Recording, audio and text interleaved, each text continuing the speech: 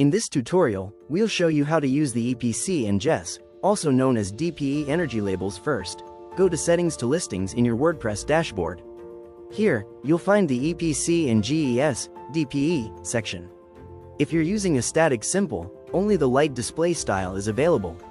With Estatik Pro or Premium, you'll have access to 3 different display styles. Now let's look at the EPC and GES settings in the Fields Builder. Go to Estatik Fields Builder Energy Diagnostics tab. Here, you can rename EPC and GES labels and adjust how energy details are displayed. Just save your changes, and they'll be applied to all listings automatically. Now let's see how EPC and GES work in the backend. Create a new listing or edit an existing one. You'll find 2 fields, Energy Class, EPC, and GES Class, with optional values for energy and emissions.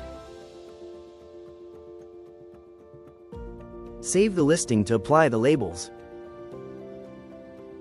Just like in the backend, agents can edit energy diagnostics from the front end. From their profile, they update EPC and GES while editing a listing. Same process, same simplicity. On the property page, EPC and GES labels are displayed automatically. Clear, visual, and easy to understand for buyers. Have any questions or need help?